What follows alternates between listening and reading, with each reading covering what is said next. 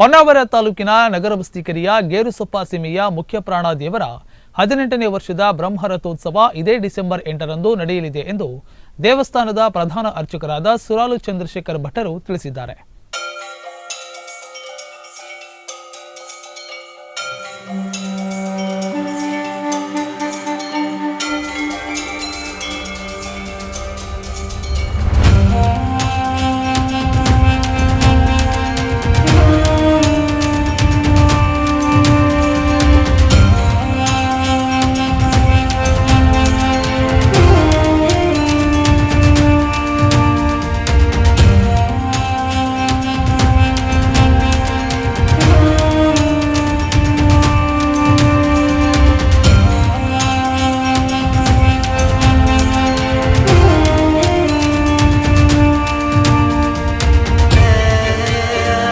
ಶ್ರೀ ಕ್ಷೇತ್ರ ಗೋವರ್ಧನ ಮುಖ್ಯ ಪ್ರಾಣ ದೇವರು ವಿರಾಜಮಾನನಾಗಿರುವ ಸ್ಥಳ.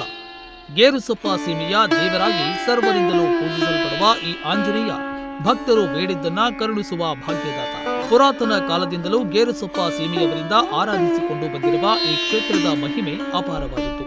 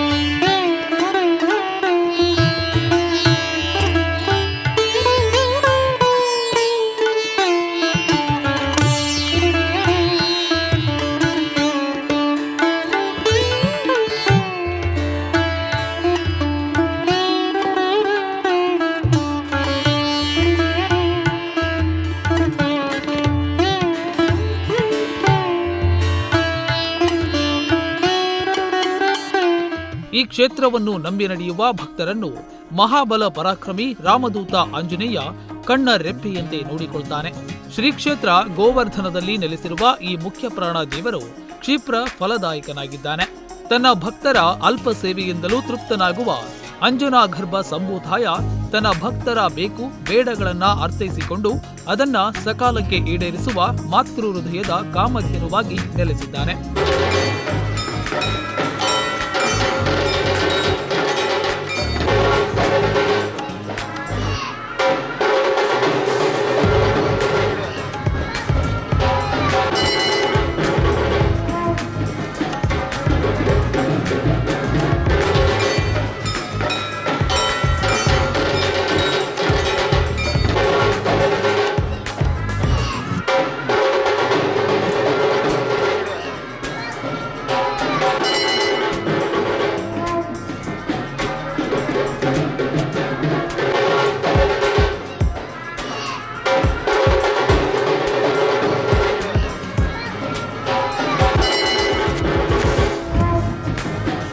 ಪ್ರತಿ ಶನಿವಾರ ನಗರಬಸ್ತಿ ಕೆರೆಯ ಮುಖ್ಯ ಪ್ರಾಣದೇವರ ದೇವಸ್ಥಾನ ಭಕ್ತರಿಂದ ತುಂಬಿ ತುಳುಕುತ್ತಿರುತ್ತದೆ.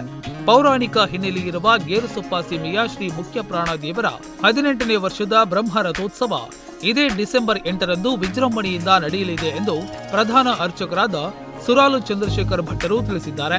ಡಿಸೆಂಬರ್ 7ರಂದು ಪುಷ್ಪರಥೋತ್ಸವ ನಡೆಯಲಿದೆ.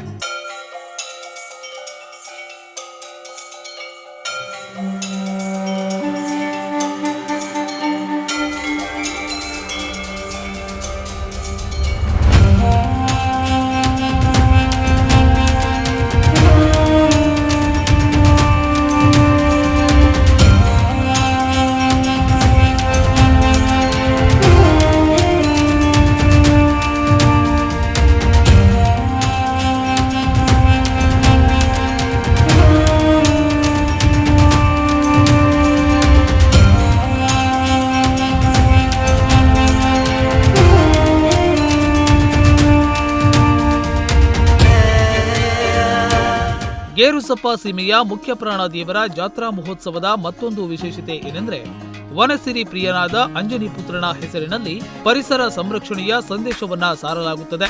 ಅರಣ್ಯ ಇಲಾಖೆ ಸಿಬ್ಬಂದಿ ಇಲ್ಲಿ ಭಜನಾ ಸಪ್ತಾಹವನ್ನ ನಡೆಸಿಕೊಡ್ತಾರೆ. ಹೀಗೆ ಭಕ್ತರ ಸಂಕಷ್ಟಗಳನ್ನು ದೂರ ಮಾಡುವ ಕೇಸರಿ ನಂದನ ತನ್ನ ಭಕ್ತರಿಗೆ ಪರಿಸರ ಉಳಿಸಿ ಬೆಳೆಸುವ ಸಂದೇಶವನ್ನು ನೀಡುತ್ತಿದ್ದಾನೆ. Nudisiri news desk Honnavar.